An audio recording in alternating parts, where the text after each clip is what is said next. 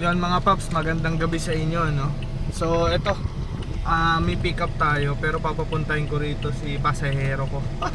Tignan nyo kung gaano kalalim.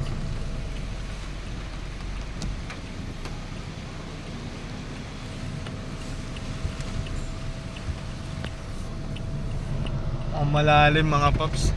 Bahala na siya pumunta dito. Hindi ako pupunta doon sa kanya. Pwede na may cancel to eh. Mataas yung per eh. Pero pwede cancel. Sabi ko may baha dito. Saan na kaya siya? Sabi ko malalim eh.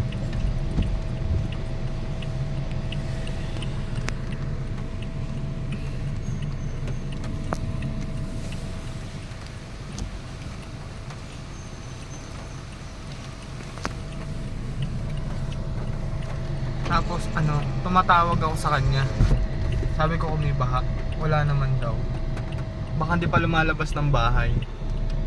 Tumawag ako, malapit na ako eh. Sabi ko malalim yung baha ata.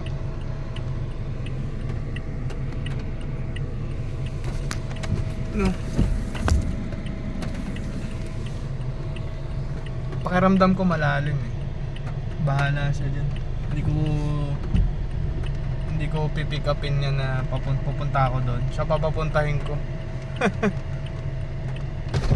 Tagal, inaantay ko.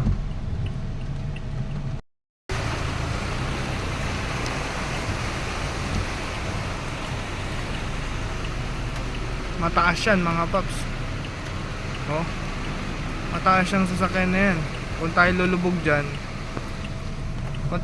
dyan mga paps, sigurado. Ayan.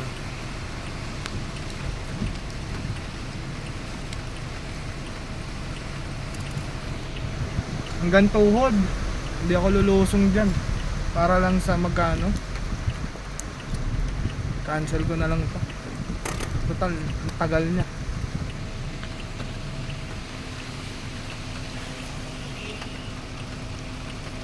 Nangani. Sir, malalim. Lalim. Hindi kaya ng kotse to. Oo. Tirik ako dyan. Parang babaw no.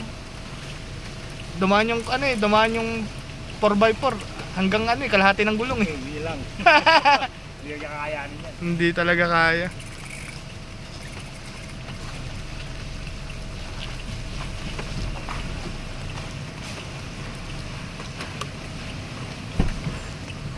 Hello sir.